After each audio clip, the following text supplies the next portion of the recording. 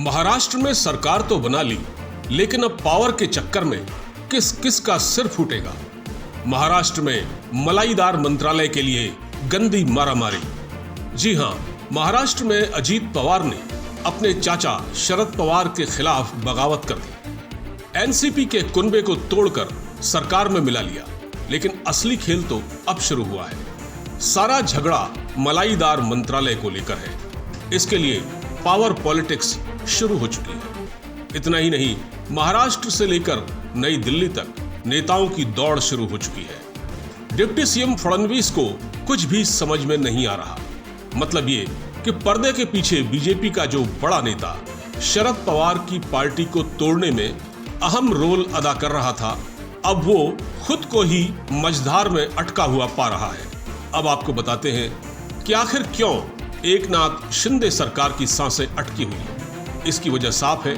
एक वजह यह है कि अजीत पवार मलाईदार मंत्रालयों की डिमांड कर रहे हैं। इन मंत्रालयों में एक है वित्त मंत्रालय। वैसे जो हालात बन रहे हैं, उन्हें देखकर लगता है कि अजीत पवार को वित्त मंत्रालय दिया जा सकता है। संभव है कि उन्हें गृह मंत्रालय की जिम्मेदारी भी सौंप दी जाए। जाहिर है कि वित्त मंत्रालय को मलाईदार मंत्रालय माना जाता है, लेकिन अगर अजीत पवार वित्त मंत्री बन गए तो देवेंद्र फडणवीस का खेल खराब हो सकता है, क्योंकि अब तक फडणवीस के पास दो मंत्रालय हैं। पहला वित्त और दूसरा गृह मंत्रालय। ये दोनों ही काफी महत्वपूर्ण मंत्रालय हैं। जाहिर है कि अगर अजीत पवार को वित्त मंत्रालय दिया जाता है तो इसके साइड इफेक्ट देखने को मिल सकते हैं। ऐसे में पहला सवाल यह है कि अगर अजीत पवार को वित्त मंत्रालय दिया जाता है तो क्या देवेंद्र फडणवीस नाराज नहीं होंगे?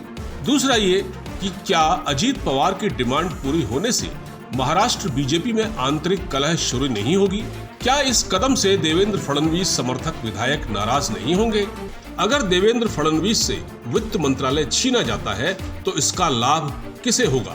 इसके अलावा अजीत पवार जिन विधायकों को अपने साथ लेकर आए हैं, वो उनको कोई न कोई मलाईदार मंत्रालय दिलवाना चाहेंगे। महाराष्ट्र की पावर पॉलिटिक्स में सबसे ज्यादा नुकसान देवेंद्र फडणवीस का होता दिख रहा है।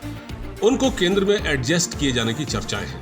अगर ऐसा होता है तो मुख्यमंत्री एकनाथ शिंदे राहत महसूस कर सकते हैं, क्योंकि दोनों में अनबन है। बहरहाल, मंत्रालयों को लेकर महाराष्ट्र में जिस प्रकार की गंदी मारामारी चल रही है, इससे बहुतों का खेल खराब हो सकता है। कुल मिलाकर महाराष्ट्र की राजनीति का असली खेल अब शुरू हुआ है, जिसका क्लाइमैक्स देखने के लिए हमें थोड़ा और इंतजार करना पड़ेगा। इंडी न्यूज की रिपोर्ट।